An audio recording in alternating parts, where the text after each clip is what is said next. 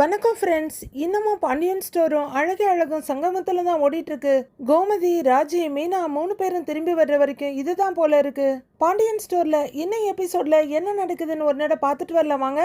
கதிர் வண்டி ஓட்டிட்டு இருக்க என்னைய பாத்துக்கிறேன்னு சொல்லி என் பொண்ணுகிட்ட கூட சரியா பேசுறது இல்ல போல இருக்கு அப்படின்னு முத்துவேல் கேக்குறாரு. ராஜி எங்க போயிட போறா? என் கூடவே தானே இருக்க போறா, பொறுமையா பேசிக்கலாம் அப்படின்னு கதிர் சொல்ல ராஜி கோவிச்சுக்க போறாங்கிறாரு முத்துவேல். அதெல்லாம் புரிஞ்சுக்குவாவ அப்படின்னு கதிர் சொல்ல எக்ஸாம் எப்படி எழுதியிருக்காளான்னு கேட்குறாரு முத்துவேல். நல்லா எழுதியிருக்காளாம் அப்படின்னு கதிர் அவரை பார்த்து சொல்ல அவளை ஐபிஎஸ் ஆக்கியே தீர்வல்ல நீ அப்படின்னு கேட்குறாரு முத்துவேல். ஆமா, ஆக்கணும் தானே பின்ன அப்படின்னு சீரியஸா முத்துவேலை பார்த்து கேட்குறாரு கதிர். 2 பேரும் ஒருத்தர் மாற்றி மாற்றி பார்த்துக்கிறாங்க.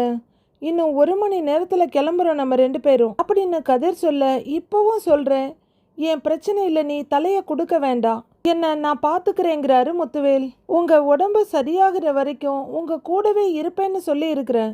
கொடுத்த வாக்கை காப்பாற்றாமல்லாம் விட்டுட்டு ஓடி போக மாட்டேன்.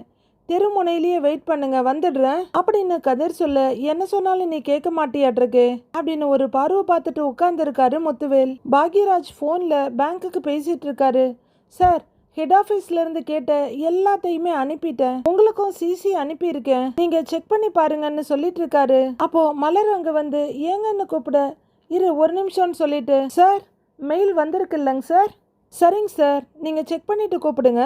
ஓகேங்க சார், தேங்க்யூ அப்படிங்கிற பாக்யராஜ் போனை வச்சுட்டு என்ன மலர்னு கேக்குறாரு. பூக்காரம்மா வர்ற நேரம் ஒரு 200 ரூபாய் இருக்கா அப்படின்னு மலர் கேட்க, அப்படின்னு பாக்கெட்ல கைய விடுறாரு. அவரு பணத்தை எடுத்து கொடுக்க மலர் வாங்கிட்டு கதவு வரலும் போறவங்க எதையோ நினைச்சுக்கிட்டு திரும்பி வர்றாங்க.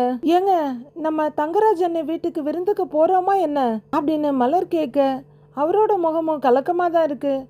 எனக்கும் அதுதான் யோசனையா இருக்கு, குழப்பமாவும் இருக்கு. அவர் நம்மளை கூப்பிடவும் இல்லை, நாம போறத விரும்ப போறதும் இல்லை அப்படின்னு பாக்யராஜ் சொல்ல, போயே ஆகணும்னு மாமா சொல்றாரு அப்படிங்கிறாங்க மலர். அப்பா கிட்ட வேணும்னா மறுபடியும் பேசி பார்க்கலாம், ஆனா சொந்தக்காரங்க என்ன நினைப்பாங்க, நாம மட்டும் போகலன்னா வித்தியாசமா நினைக்க மாட்டாங்களா அப்படிங்கிறாரு பாக்யராஜ். அந்த வீட்டுக்கு கடைசியா எப்ப போனேன்னு கூட ஞாபகம் இல்லை அப்படிங்கிறாங்க மலர். நானும் எப்பவாவது ரேவதிய பார்க்க போறதுதான், அதுவும் நேராலாம் இல்ல. தங்கராஜ் மாப்பிள்ள இருக்காரா, அத்தை இருக்காங்களான்னு மறைஞ்சு நின்னு பார்த்துட்டு திருடை மாதிரி போயிட்டு வந்துட்டு இருக்கிறேன் அப்படின்னு பாக்யராஜ் சொல்ல, மலர் பாவமும் சங்கடமா பாக்குறாங்க. மலர், நாம போக வேணாம், நான் அப்பா கிட்ட மறுபடியும் பேசுறேன், கோமதி அம்மா கேட்டா ஏதாவது வேலை இருக்குன்னு சொல்லி சமாளிச்சிடலாம் அப்படின்னு பாக்யராஜ் சொல்ல, ரேவதி வருத்தப்பட மாட்டாளா அப்படின்னு மலர் கேக்குறாங்க. வருத்தப்படுவாதான், ஆனா போனோன்னு வச்சுக்கோயேன், அதை விட வருத்தப்படுற மாதிரி ஆயிடும். நம்ம வீட்டுக்கு வரும்போதே மாப்பிள்ள நம்மள அவ்வளவு அவமானப்படுத்துவாரு, அவர் வீட்டுக்கே போனா சும்மா விடுவாரா அப்படின்னு பாக்யராஜ் சொல்லிட்டு இருக்கும் போதே அவரோட மொபைல் ரிங் ஆகுது. பாரு, எப்ப அவளை பத்தி பேசினாலும் உடனே அவ கூப்பிட்டுடுவா அப்படின்னு பாக்யராஜ் கால் ஆன் பண்ணி ரேவதி அப்படிங்கிறாரு. அண்ணே, எங்கன்னு இருக்கேன்னு வெங்காயத்தை உரிச்சுக்கிட்டே கேக்குறாங்க ரேவதி. வீட்டுல தாண்டா இருக்கேன் சொல்லுங்கிறாரு அவரு. நைட்டு விருந்துக்கு வர்றீங்கல்ல அப்படின்னு ரேவதி கேட்க, அதை பத்தி தான் நானும் உன் அண்ணியும் பேசிக்கிட்டு இருந்தோம், நாங்க அங்க வந்தா நல்லா இருக்காதுல்ல ரேவதி அப்படின்னு பாக்யராஜ் சொல்ல, அண்ணி பக்கத்துல இருக்காங்களா அப்படின்னு ரேவதி கேக்குறாங்க. இருக்கா அப்படின்னு பாக்யராஜ் சொல்ல, நீ போனை ஸ்பீக்கர்ல போடு அப்படிங்கிறாங்க ரேவதி. இவரும் ஸ்பீக்கர்ல போடுறாரு. போட்டுட்டேம்மான்னு சொல்ல, அண்ணே அண்ணி, நீங்க 2 பேரும் நைட்டு கண்டிப்பா வீட்டுக்கு சாப்பிட வரணும் அப்படின்னு ரேவதி சொல்ல, உனக்காக அங்க வரணும்னு ஆசைதான் ரேவதி, ஆனா வந்தா என்ன ஆகும்னு உனக்கும் தெரியும்ல, தங்கராஜ் அண்ணனுக்கும் எங்களுக்கும் ஒத்து வராது, அப்புறம் எங்களுக்கு தான் கஷ்டம், எங்களுக்கு சப்போர்ட் பண்ண வந்து உனக்கும் கஷ்டமாயிடும் அப்படின்னு மலர் சொல்ல, இல்ல நீ அவர் அப்படியெல்லாம் பண்ண மாட்டாரு அப்படிங்கிறாங்க ரேவதி. அவரை பத்தி தெரிஞ்சுக்கிட்டே சொல்ற பாத்தியா அப்படின்னு மலர் கேட்க, அவரு நல்லவராயிட்டாருன்னுலாம் நான் சொல்லல, ஆனா புதுசா 3 சொந்தக்காரங்க வீட்டுக்கு வர்றாங்க, இவரு கட்டின வீடு, வாங்கி போட்ட பர்னிச்சர்னு பெருமை பேசதான் டைம் இருக்குமே தவிர உங்க பக்கம் திரும்பவே மாட்டாரு, நீங்க 2 பேரும் வாங்கல அப்படிங்கிறாங்க ரேவதி. இல்ல ரேவதி, எப்ப என்ன நடக்கும்னு ஒரே படபடப்பா இருக்கும், மத்தவங்க எல்லாம் வரட்டும், நாம இன்னொரு நாள் பார்க்கலாங்கிறாரு பாக்யராஜ். நீ, நான், மலரு 3 பேரும் எங்கேயாவது போய் சாப்பிடலாம் அப்படின்னு பாக்யராஜ் சொல்ல, வீட்டுக்கு வான்னு அவரு இல்லாதப்ப எப்பவாவது வந்து எட்டி எட்டி பார்த்துட்டு போற அண்ணி அது கூட வர்றதே இல்ல, நீங்க 2 பேரும் மரியாதையோட வீட்டுக்கு வரணும்னு எனக்கு மட்டும் ஆசை இருக்காதா? நான் சத்தியமா சொல்றேனே, இந்த முறை கண்டிப்பா அவரு ஒன்னும் பண்ண மாட்டாரு, உங்ககிட்ட மோசமாலாம் எதுவும் நடந்துக்க மாட்டாரு, அதுக்கு நான் பொறுப்பு அப்படின்னு ரேவதி சொல்ல மலர் ரொம்ப சங்கடத்தோட திருன்னு பாக்குறாங்க. எல்லாரும் வந்துட்டு நீங்க 2 பேர் மட்டும் வரலன்னா நான் ரொம்ப வருத்தப்படுவேன் அப்படின்னு ரேவதி சொல்ல இவ வேற இப்படி சொல்றா. என்ன பண்றதுங்கிற மாதிரி 2 பேரும் ஒருத்தர் சங்கடத்தோட பாத்துக்கிறாங்க. அமைதியாவே இருக்கத பார்த்துட்டு நீங்க வர்றீங்க, நான் அவ்வளவுதான் சொல்லுவேன்றாங்க ரேவதி. ரேவதி ரேவதி அப்படின்னு பாக்யராஜ் கூப்பிட்டு இருக்க. பைனே, நான் போனை வைக்கிறேன், நீங்க வர்றீங்க அவ்வளவுதான், பைனேன்னு போனை வச்சிடுறாங்க ரேவதி. ரேவதி ரேவதி அப்படின்னு பாக்யராஜும் மலரும் மாறி மாறி கூப்பிட்டு இருக்காங்க. சுத்தம் அப்படின்னு மலர் கையை பசஞ்சிட்டு நிக்க.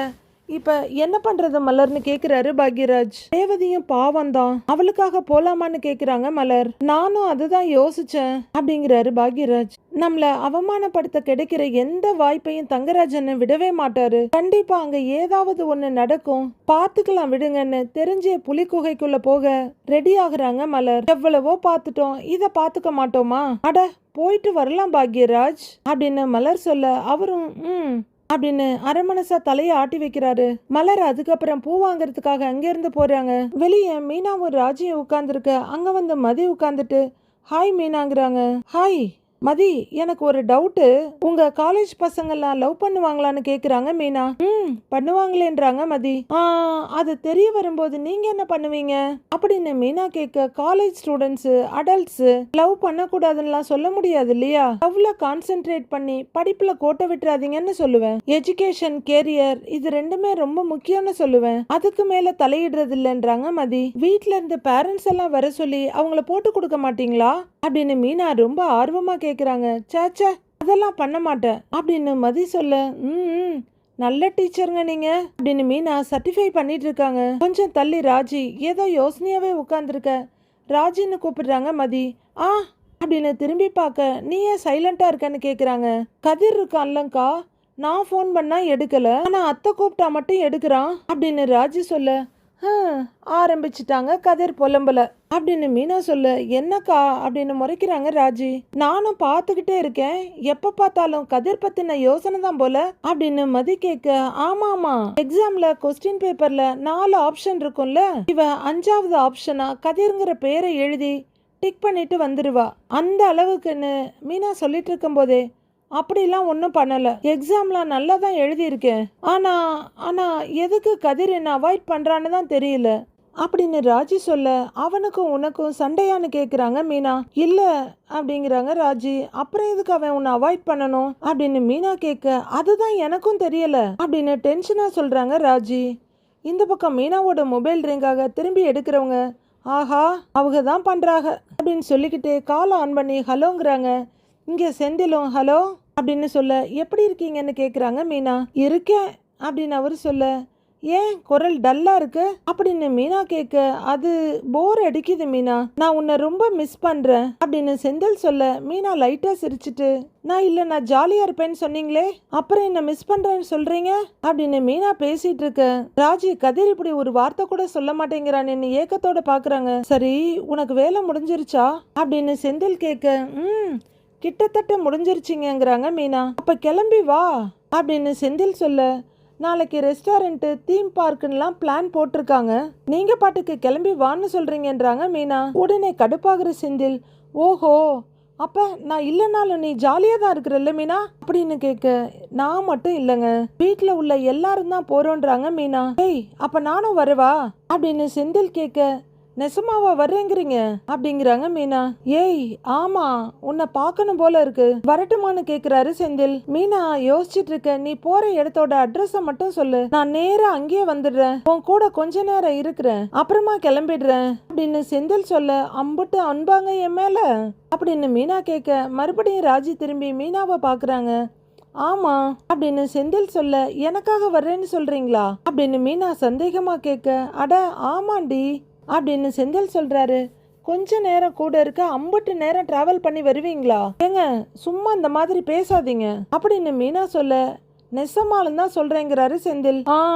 எனக்கெல்லாம் நம்பிக்கை இல்லைன்றாங்க மீனா. நாளைக்கு கண்டிப்பா மாமா உங்களுக்கு வேலை வச்சிருப்பாங்க, அப்படி இல்லைன்னா சோம்பேறித்தனப்பட்டு குப்பரை அடிச்சு தூங்கிடலான்னு இருப்பீங்க அப்படின்னு மீனா சொல்ல, நீ லொகேஷனை மட்டும் அனுப்பு அப்படின்னு செந்தில் சொல்லிட்டு இருக்க. அவரோட மொபைல்ல ஏதோ சவுண்ட் வருது. ஏய் ஆஃபீஸ் கால் வருது, நான் கொஞ்ச நேரத்துல மறுபடியும் கூப்பிடுறேன், நீ லொகேஷனை மட்டும் மறக்காம அனுப்பிடு சரியான்னு செந்தில் கேட்க சரிங்கன்றாங்க மீனா. போனை வச்சுட்டு அப்படியே புன்னகையோட அவங்களுக்கு என்ன பார்க்காம இருக்க முடியலையா ராஜி, என்ன பார்க்கறதுக்கு ரெஸ்டாரண்ட்டுக்கே வர்றாராம் அப்படின்னு மீனா சொல்ல பரவாயில்லையே அப்படின்னு மதி ஆச்சரியமா சொல்றாங்க. எனக்கே இது புதுசாவும் ஆச்சரியமாவும் தாங்க இருக்கு. அவங்க வருவாங்களான்லாம் எனக்கு தெரியாது, சொன்னதே பெரிய விஷயம் தான்றாங்க மீனா. ராஜிக்கு இப்ப கொஞ்சமா பொறாமையும் எரிச்சலும் எட்டி பாக்குது.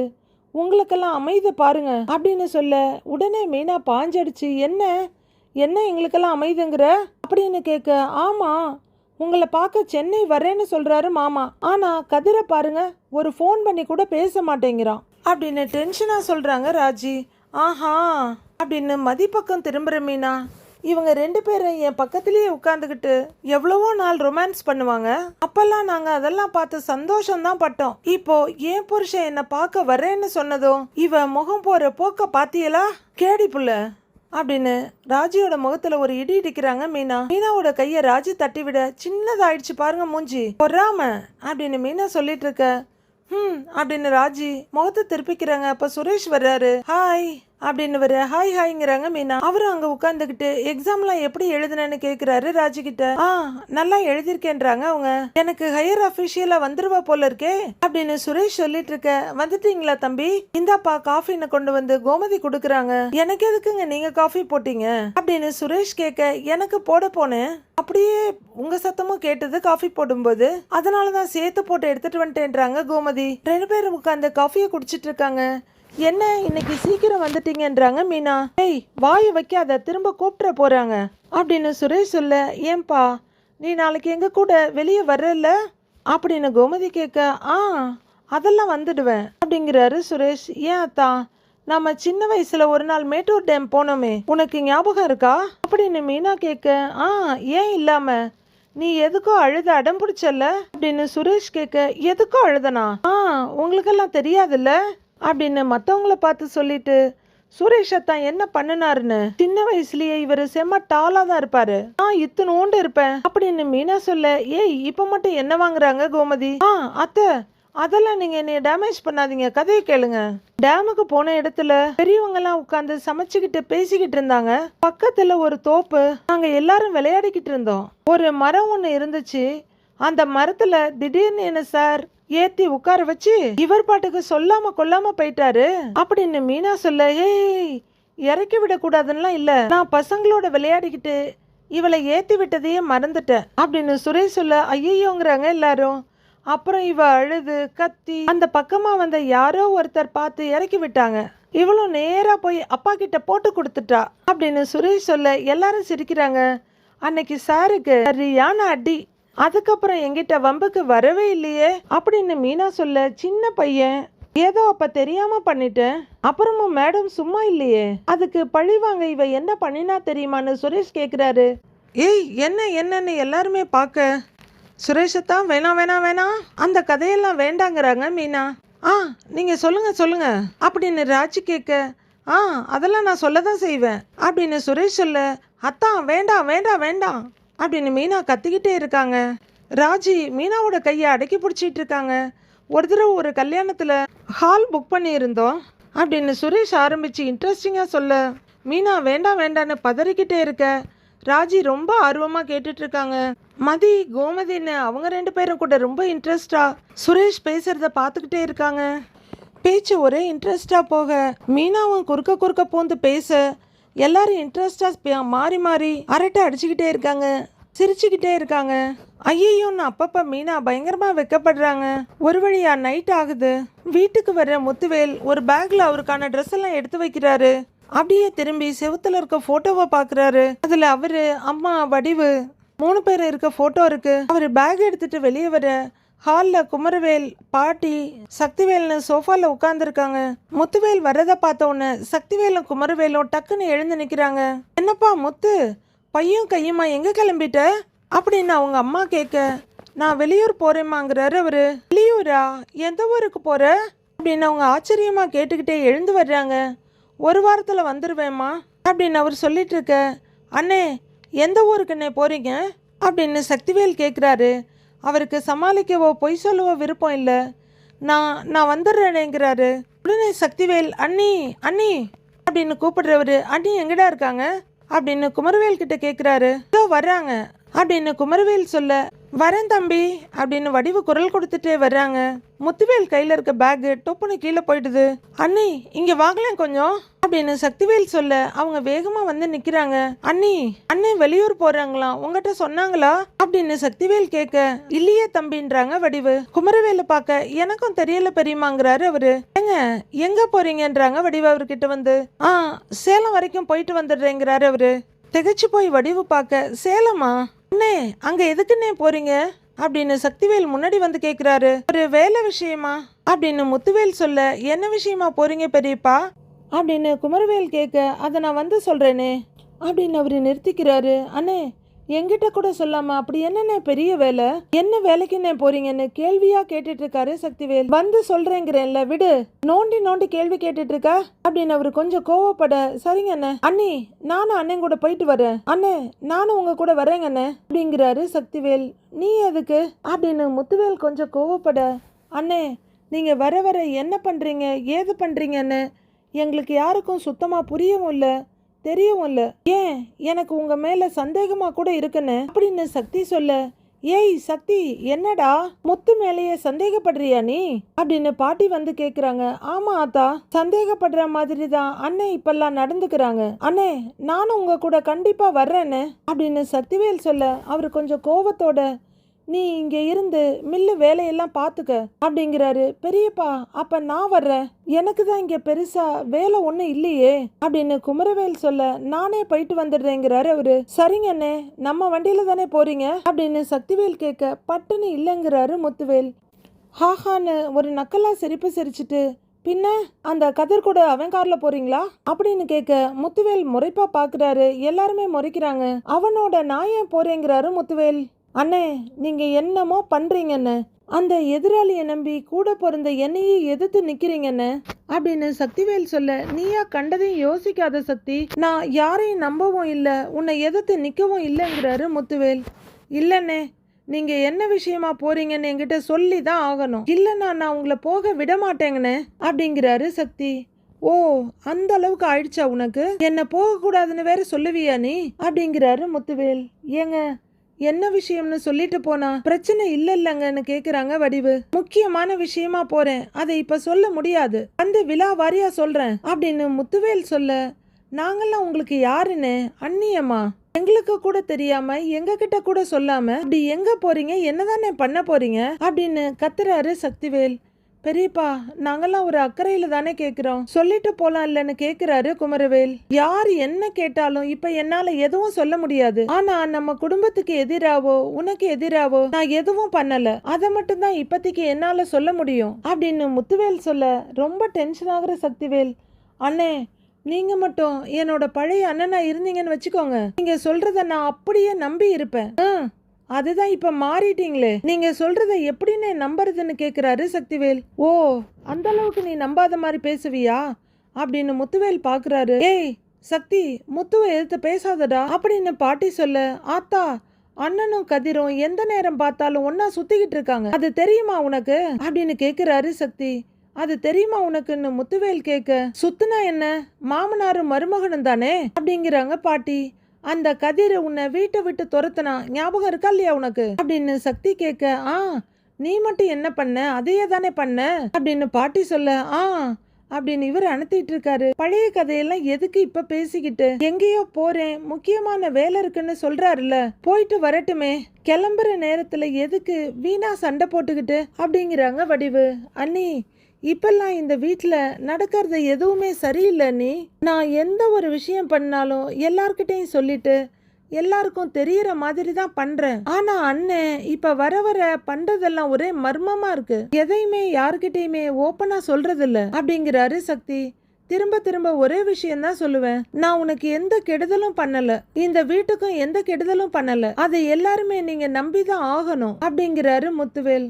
அண்ணே உங்க மேல நான் வச்சிருந்த நம்பிக்கையெல்லாம் மொத்தமா போயிடுச்சுன்னு அப்படின்னு சக்திவேல் சொல்ல, அதுக்கு மேல எந்த ஆர்குமெண்ட்டுக்கும் போகாத முத்துவேல், சரி நான் கிளம்புறேன் வந்து பேசிக்கிறேன் அப்படிங்கிறாரு.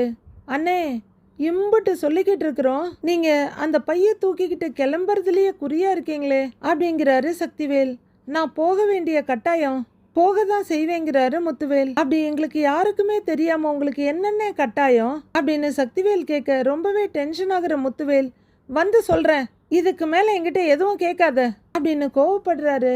அம்மா, உன் பையன் ஒரு முக்கியமான விஷயமா போறேன், என்ன ஆசீர்வாதம் பண்ணுமா அப்படின்னு முத்துவேல் அம்மா முன்னாடி வந்து நிக்க, ஏன் அத்தா, மவ பேர்லயும் மருமகன் பேர்லயும் மொத்த சொத்தையும் எழுதி வைக்கிறதுக்கு ஏற்பாடு பண்ண போறாங்களோ அப்படின்னு கேக்குறாரு சக்திவேல். தம்பி, கொஞ்சம் பேசாம தான் இருங்களேன் அப்படின்னு வடிவு சொல்ல, அம்மா என்ன ஆசீர்வாதம் பண்ணுங்கம்மா அப்படின்னு அம்மாவோட காலை தொட்டு கும்பிடுறாரு முத்துவேல். நல்லா இருயா, போற காரியத்தை நல்லபடியா முடிச்சிட்டு வாயா, மகராசனா திரும்பி வா அப்படின்னு அவங்க அம்மா தூக்கி விட்டு தாடைய புடிச்சு சொல்ல கைய புடிச்சுக்கிறாரு. சரிங்க, எப்ப திரும்பி வருவீங்கன்னு கேக்குறாங்க வடிவு. 1 வாரம் ஆகும்னு சொல்லிட்டு திரும்புறாரு அவரு. 1 வாரம் ஆகுமா அப்படின்னு வடிவு கேட்க, என்னங்கண்ணே 1 வாரமா, என்கிட்ட கூட சொல்லாம போறதுக்கு என்னங்கண்ணே அவ்வளோ பெரிய வேலை அப்படின்னு மறுபடியும் ஏபிசிடில இருந்து ஆரம்பிக்கிறாரு.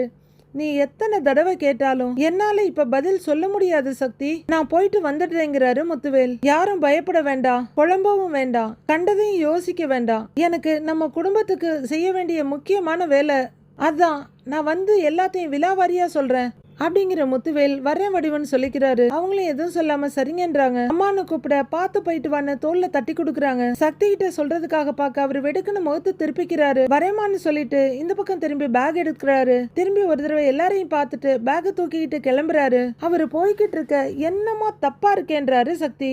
டேய் சக்தி, 6-7 வருஷத்துக்கு முன்னாடி முத்து இப்படிதான் கிளம்பி போனான். திரும்பி வரும்போது ஒரு பெரிய வியாபாரத்தை முடிச்சிட்டு வந்தான்ல, அதே மாதிரி வருவானா இருக்குங்கிறாங்க பாட்டி. சக்திக்கு சுத்தமா அந்த எந்த நம்பிக்கையும் இல்ல. அப்படியே மீசையை தடவிக்கிட்டு யோசிச்சுக்கிட்டே நிக்கிறாரு. எல்லாரும் அப்படியே நிக்க சக்தி அங்க இருந்து போறாரு. அப்பா போறத பார்த்துட்டு மெதுவா குமரவேல அங்க இருந்து கிளம்பி போறாரு. இங்க சென்னையில தங்கராஜ் மாப்பிள்ளை வீட்டுக்கு ராகவன் அன்கோ எல்லாருமே வர்றாங்க. வாங்க வாங்க மாமா அப்படின்னு தங்கராஜ் வரவேற்க, வர மாப்பிள்ள வணக்கம்க்கா அப்படின்னு சொல்லிட்டு இருக்காரு. வாங்கம்மா, மாமா வந்திருக்காங்க அப்படின்னு தங்கராஜ் அம்மாவை முன்னாடி கூட்டிட்டு வர்றாரு. ரேவதியும் வந்து எல்லாருக்கும் வாங்க வாங்க வணக்கம்னு சொல்லிட்டு இருக்காங்க. வாங்க வாங்க எல்லாரும் வாங்க அப்படின்னு தங்கராஜ் வரவேற்கிறாரு. இப்பதான் உனக்கு வீட்டுக்கு வர்றதுக்கு நேரம் கிடைச்சதாக்கும் அப்படின்னு தங்கராஜோட அம்மா கேட்க, அக்கா எங்கக்கா, ஒண்ணு மாத்தி ஒண்ணுன்னு வேலை வந்துகிட்டே இருக்கு அப்படின்னு காதுல இருந்து காது வரல சிரிச்சுக்கிட்டே சொல்றாரு ராகவன். நல்லா இருக்கீங்களா அத்தனை பாக்யராஜ் கேட்க, நல்லா இல்லைன்னா என்ன பண்ண போற அப்படின்னு வெடுக்குன்னு கேக்குறாங்க அவங்க அம்மா. எல்லாருக்குமே ஒரு மாதிரி ஆயிடுது. வந்தவனைய நல்லா வாங்கினியான்ற மாதிரி தங்கராஜ் ஒரு சின்ன திருப்தியோட பாக்குறாரு. ஆனா கொஞ்சம் கூட கூச்சமே இல்லாம பாக்யராஜோட அம்மாவும் அப்பாவும் ஈன்னு சிரிச்சிட்டு நிக்கிறாங்க. நிலைமைய சமாளிக்க கோமதி, இவங்க தான் உன் அம்மாவா தம்பின்னு கேக்குறாங்க. ஆமாங்கம்மா, இவங்க தான் என் அம்மா அப்படிங்கிற தங்கராஜ் இவங்க மாமாவோட சொந்தக்காரங்கன்னு சொல்ல, வாங்க வணக்கம்ன்றாங்க அந்த அம்மா. நீங்க நல்லா இருக்கீங்களான்னு கோமதி கேட்க, நான் நல்லா இருக்கேன், நீங்க எப்படி இருக்கீங்க அப்படின்னு கேட்க, நல்லா இருக்கோமான்றாங்க கோமதி. சுரேஷால வர முடியல மாப்பிள்ள, பாவம் கடைசி நேரத்துல அவனுக்கு ஒரு வேலை வந்துருச்சு அப்படின்னு ராகவன் சொல்ல, சொன்னா மாமா, ஆனா அவன் வருவான்னு நான் ரொம்ப எதிர்பார்த்தேன் அப்படிங்கிறாரு தங்கராஜ். உடனே கோமதி, வராத மச்சானுக்காக வருத்தப்படுறீங்க, வந்த மச்சான வான்னு கூட கூப்பிடலையே அப்படின்னு நைஸா கேட்டு விட்டுடுறாங்க. தங்கராஜ் ஒன்னும் சொல்லாம அப்படியே அடிபார்வை பார்த்துட்டு இருக்க பாக்யராஜும் மலரும் சங்கடத்தோட நின்னுட்டு இருக்காங்க. நான் கூப்பிடுறேன் அண்ணே, வாண்ணே, வாங்க நீ உள்ள வாங்க அப்படின்னு ரேவதி சொல்ல, எல்லாரும் தலையாட்டுறாங்க. வாங்க வாங்க எல்லாரும் உள்ளர வாங்க, வாங்கம்மா அப்படின்னு சொல்லிட்டு தங்கராஜ் உள்ளர போக, வாங்க வாங்க அப்படின்னு அவங்க அம்மாவும் கூப்பிட்டுக்கிட்டே உள்ளர வர்றாங்க. அப்படின்னு எல்லாரும் நடக்க ஆரம்பிக்க கோமதியும் உள்ளர வர போக, இருங்க அப்படின்னு மீனா அவங்கள தடுத்து புடிச்சுக்கிறாங்க. செருப்பு இங்க விடணும் அத்த, செருப்பு கழட்டுங்க அப்படின்னு சொல்றாங்க. கையை மட்டும் விடவே இல்லாம புடிச்சுக்கிறாங்க. எல்லாரும் உள்ளர போயிட மீனா ராஜி கோமதி மட்டும் அங்க நிக்கிறாங்க. ஏய் என்னடி அப்படின்னு கோமதி கேட்க, ஏன் அத்த, உங்களுக்கு தெரியுமில்ல மச்சானுக்கும் பேச்சுவார்த்தை இல்லைன்னு அப்படிங்கிறாங்க மீனா. ஏண்டி அதுக்கு என்ன வீட்டுக்கு வந்தவங்கள வாங்கன்னு கூப்பிட மாட்டாங்களா அப்படின்னு கோமதி கேட்க, அவங்க எல்லாம் அப்படிதான் அத்த, நீங்க எல்லாத்துலயும் மூக்க நுழைச்சிட்டு இருக்காதீங்கன்றாங்க மீனா. ஏய் எல்லாம் எனக்கு தெரியும்டி, நீயும் எல்லா விஷயத்திலையும் தலையிடுறல்ல, அப்பெல்லாம் நான் ஏதாவது சொன்னேனா, அப்ப நான் தலையிடக்கூடாதான்னு கோமதி கேட்க, அப்படிங்கிறாங்க மீனா. பெரிய இவ மாதிரி எனக்கு அறிவுரை சொல்றாடி அப்படின்னு கோமதி சிடுசிடுக்க, சரி சரி அத்தை போங்க போங்க அப்படின்னு ராஜி சொல்ல கோமதி விடுவிடுன்னு உள்ளர வர்றாங்க. ராஜி சொல்லிட்டே இருக்கோம், கவனிக்கிறாங்களா பாரு அப்படின்னு மீனா சொல்ல, சரிங்கக்கா விடுங்கக்கான்றாங்க ராஜி. உள்ளர வந்து எல்லாரும் அவங்கவுங்க பேசிட்டு இருக்காங்க. பாக்யராஜ் 2 குழந்தைங்களையும் 2 பக்கம் வச்சுக்கிட்டு பேசாம உட்கார்ந்து இருக்காரு. மலரும் மதியம் நின்னுட்டு இருக்க. ஏமா புது பொண்ணு எப்படி இருக்கன்னு கேக்குறாங்க அந்த பாட்டி.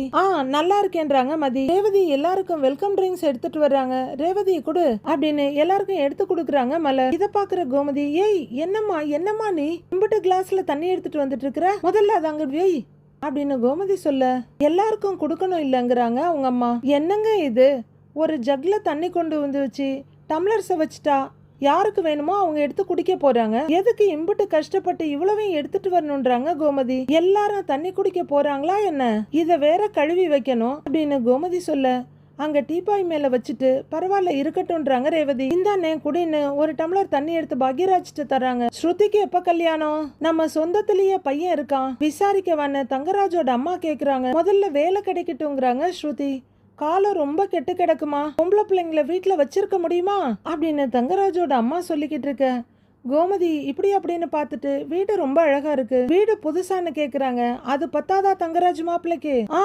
ஆமா புதுசுதான், ஏற்கனவே பரம்பரை வீடு இங்க இருந்தது, அத இடிச்சிட்டு கட்டி இருக்கேன். இடிச்சிட்டு கட்டுனேன்னு சொல்றதை விட இழைச்சிருக்கேன் அப்படின்னு அவரு ரொம்ப பெருமையா சொல்ல, ஓஹோ அப்படின்னு மீனாவும் ராஜியும் ஒருத்தர் பாத்துக்கிறாங்க. கோமதியும் ஓஹோன்றாங்க. அப்புறம் இந்த வாசக்காலு கதவு எல்லாமே காரைக்குடியில இருந்து வர வச்சேன் அப்படின்னு தங்கராஜ் சொல்ல, ஓ எங்க ஊர்ல இருந்து கொண்டு வந்தீங்களான்னு கேக்குறாங்க கோமதி. இதோ பாருங்க, அடுத்த முறை ஏதாவது வாங்கணும்னா சொல்லுங்க, என் பையன் சரவணனுக்கு தெரிஞ்ச கடை ஒண்ணு இருக்கு, அங்க நல்ல சீப்பா முடிச்சு கொடுப்பான்றாங்க கோமதி.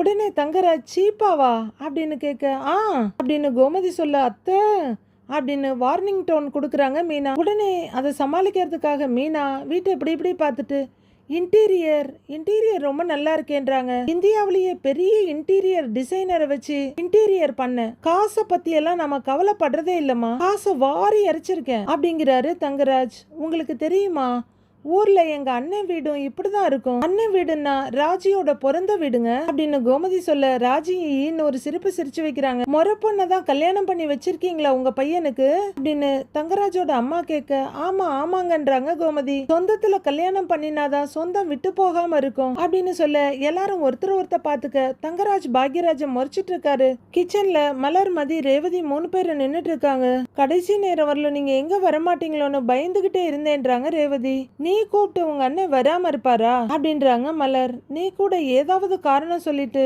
வீட்லயே இருந்துருவியோன்னு தான் நினைச்சேன்றாங்க ரேவதி. எனக்கு இவங்களுக்கு உங்க அண்ணனுக்கு எல்லாருக்குமே இங்க வர்றதுக்கு ஒரே காரணம் நீங்க மட்டும்தான் அப்படின்னு மதி சொல்லிட்டு இருக்கும் போதே அங்க மீனாவும் ராஜியும் வர்றாங்க. வாங்க அப்படின்னு மலர் சிரிச்சிட்டு இருக்க, என்ன என் ஹஸ்பண்ட் ஹோம் டூர் பண்ணிட்டு இருக்காரா, போர் அடிச்சிருச்சுன்னு வந்துட்டீங்களோ அப்படின்னு ரேவதி கேக்குறாங்க.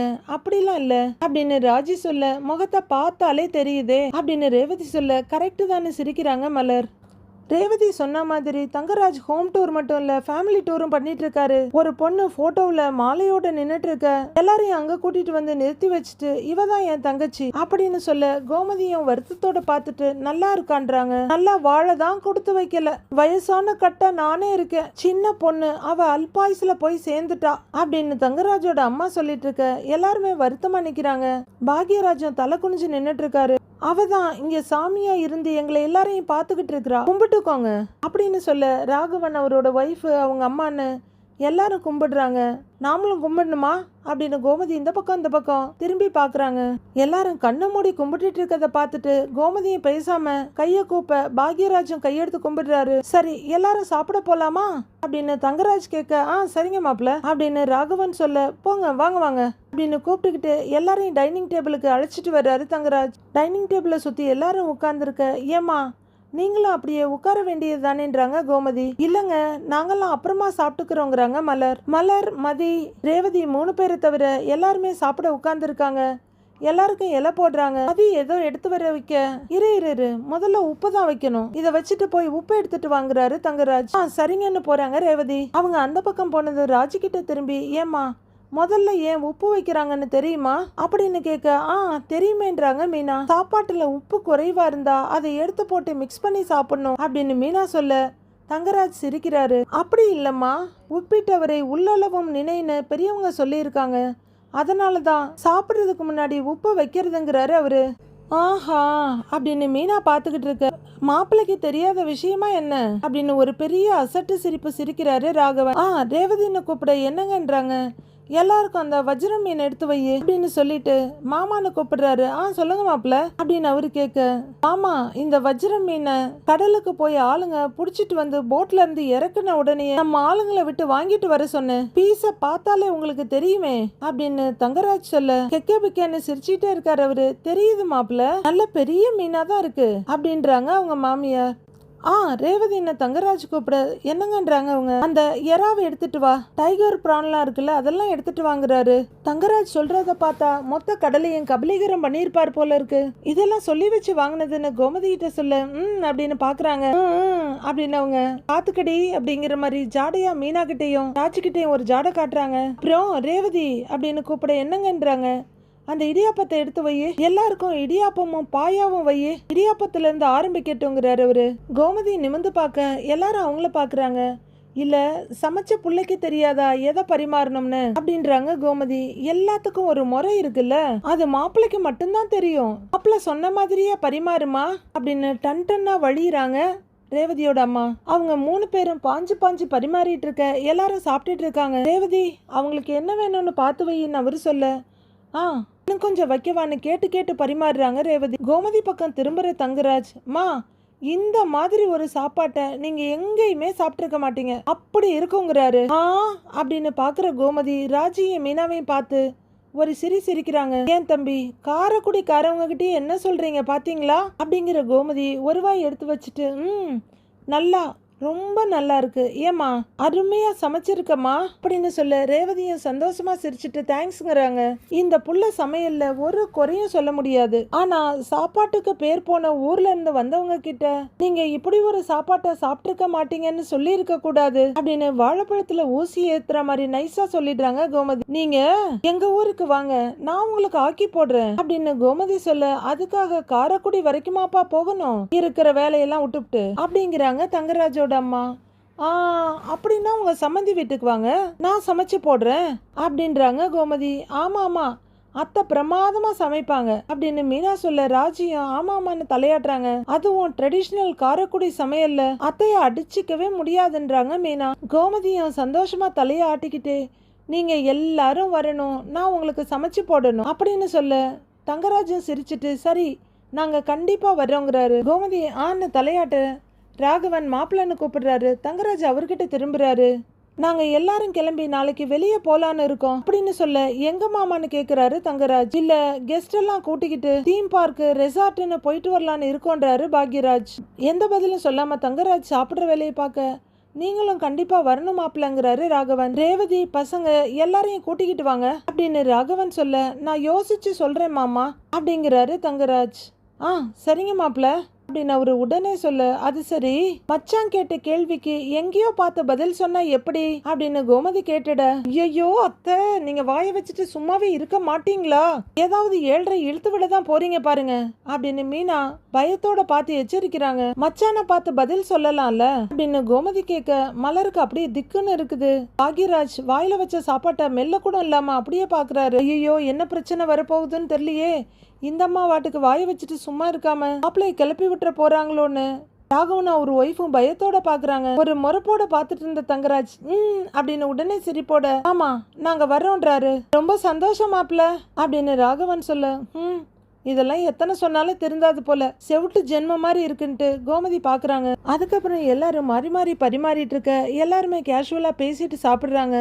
ஆனா பாக்யராஜ ரேவதியும் மலரையும் தவிர கண்டுக்கிறதுக்கு கூட ஆள் இல்ல.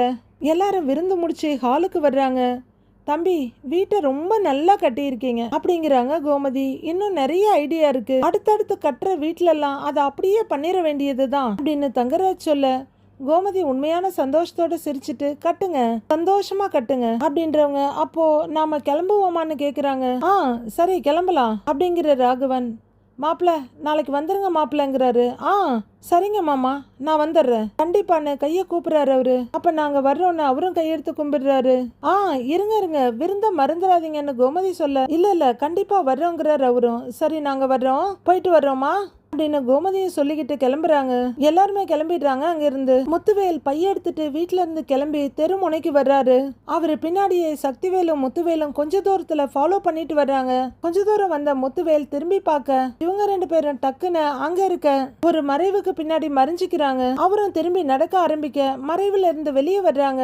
கொஞ்ச தூரம் போறவரு மறுபடியும் திரும்பி பார்க்க பையனை இழுத்துக்கிட்டு டக்குன்னு இன்னொரு மறைவுக்கு ஓடிடுறாரு சக்திவேல். அவரு போனதும் திரும்பவும் 2 பேரும் வெளியே வர்றாங்க. அங்க ஒரு இடத்துல கதிர் காரோட நின்னுகிட்டு கைய காட்டிட்டு இருக்காரு. இவரை பார்த்து இவரும் சுத்தி முத்தி பார்த்துட்டு கதிருக்கு கைய காமிக்கிறார். இவரை பார்த்த கதிர் குடுகுடுன்னு ஓடி போய் அவர் கையில இருக்க பேக் வாங்குறாரு. 2 பேரும் சேர்ந்து நடக்க ஒரு கார் மறைவுல இருந்து சக்திவேலும் குமரவேலும் இத பாக்குறாங்க. கார் கிட்ட வந்து உள்ளர ஏறாம கதிரும் முத்துவேலும் ஏதோ பேசிக்கிட்டு இருக்க. அப்பா என்னப்பா அப்படின்னு கடுப்போட கேக்குறாரு குமரவேல். இருடா அவனே இரு அப்படின்ற மாதிரி சொல்லிட்டு அவரு பாக்குறாரு.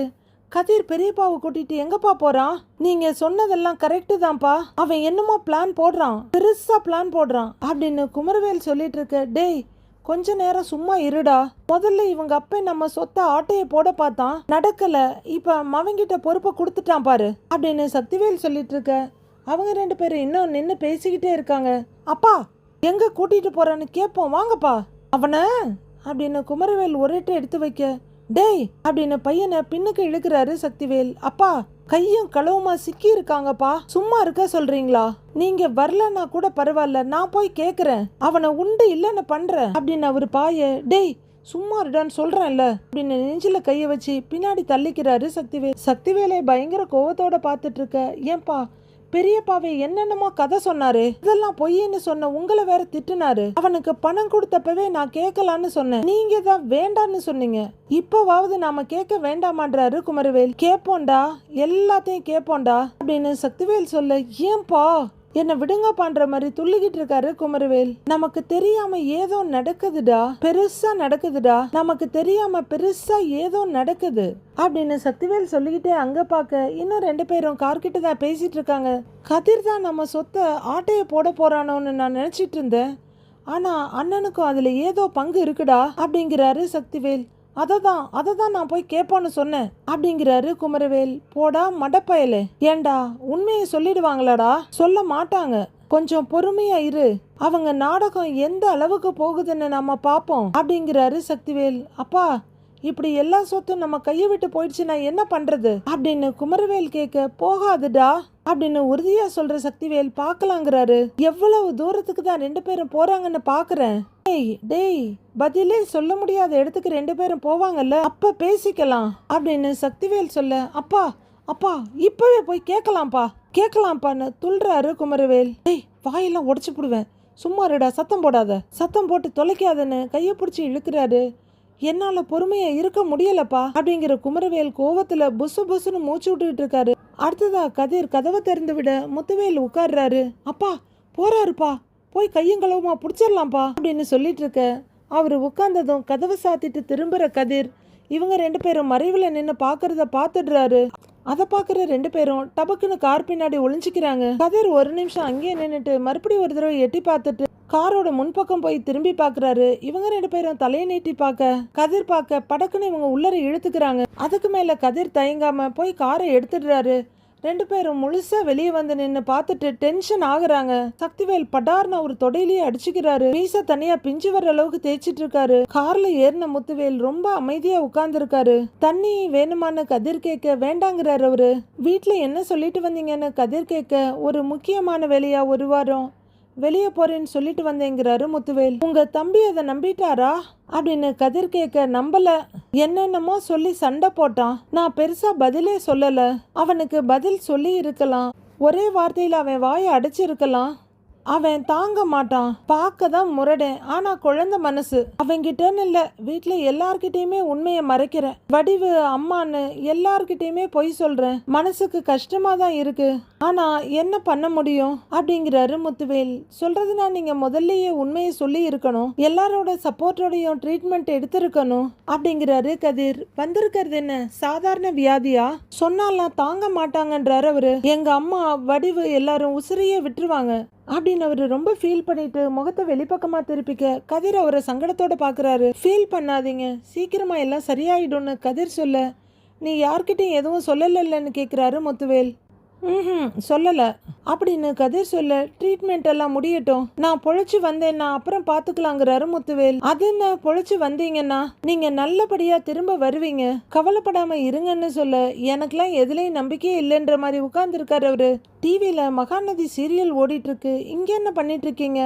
அங்க குழந்தைங்களுக்கான ப்ரோக்ராம் ஆரம்பிக்க போறதா ஆடிட்டோரியத்துல அனௌன்ஸ் பண்ணிட்டு இருக்காங்க அப்படின்னு மிஸ்டர் விஜய் காவேரி கிட்ட சொல்றாரு. நீங்க போய் ஆடிட்டோரியம்ல உட்காருங்க, உங்களுக்கே அது என்னன்னு தெரிய வரும் அப்படின்னு காவேரி சொல்றாங்க. வீட்டுல எல்லாரும் உட்காந்து டிவி பார்த்துட்டு இருக்காங்க.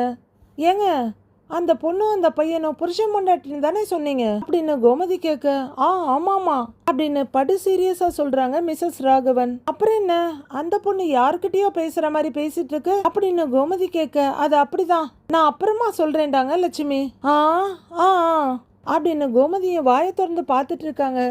உடனே லட்சுமி அவங்க பக்கம் திரும்பி, உங்களுக்கு ஏதாவது பார்க்கணுமான்னு கேக்குறாங்க. ஆஹா இல்ல வேண்டாங்கிறாங்க கோமதி. ரிமோட்டை கீழே வச்சுட்டு கோமதி பக்கம் திரும்புற லட்சுமி, வழக்கமா நான் காலையிலேயே எல்லா சீரியலையும் பார்த்துரு, இன்னைக்கு நேரம் கிடைக்கல அப்படிங்கிறவங்க நீங்க சீரியல்லாம் பார்க்க மாட்டீங்களான்னு கேக்குறாங்க. இல்லங்க, எங்க வீட்டுல டிவி பாக்குற பழக்கமே இல்லைன்னு கோமதி சொல்லிட்டு இருக்க.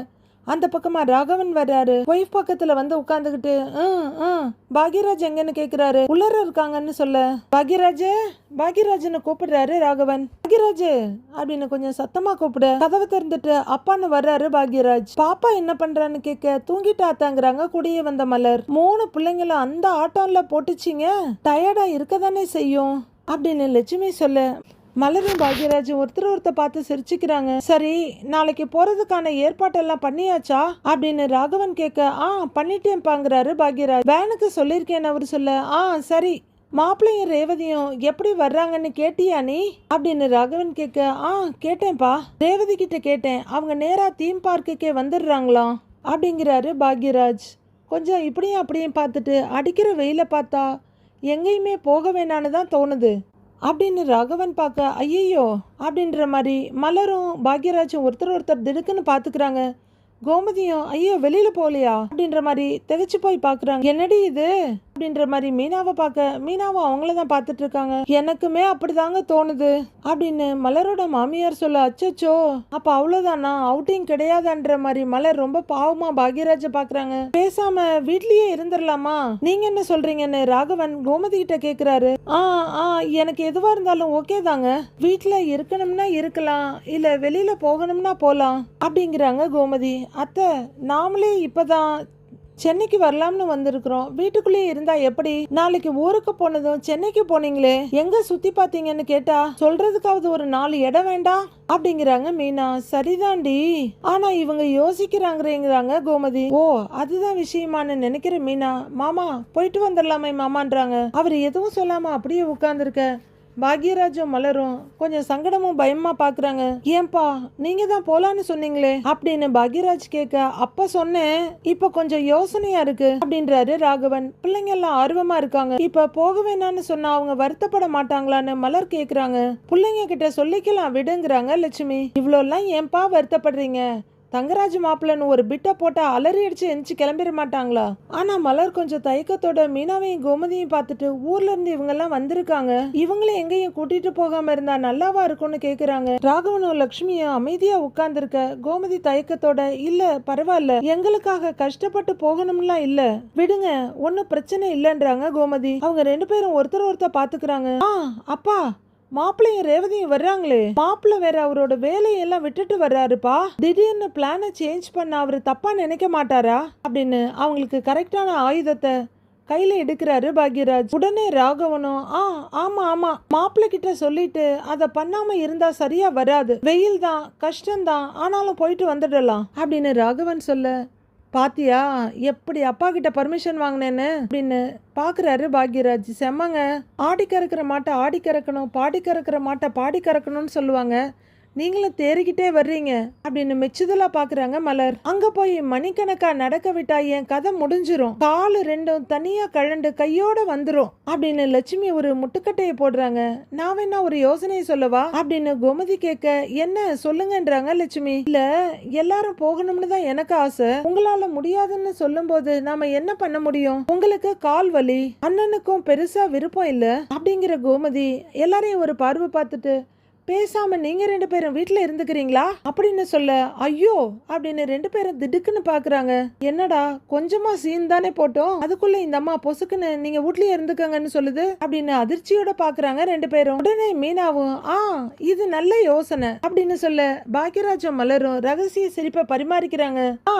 அப்படின்னு கோமதி தலையாட்ட, என்னது நீங்கெல்லாம் ஜாலியா போய் ஊரை சுத்தி பாப்பீங்க, ஆட்டம் போடுவீங்க, நாங்க மட்டும் வீட்ல அப்படி இஞ்சி தின்ன ஏதோ மாதிரி உட்கார்ந்து இருக்கணுமா அப்படின்னு லட்சுமி வெடுக்குன்னு கோமதி பக்கம் திரும்புறாங்க. அடுத்து என்ன நடக்க போகுதுன்னு நாளை எபிசோட்ல பார்க்கலாம் ஃப்ரெண்ட்ஸ்.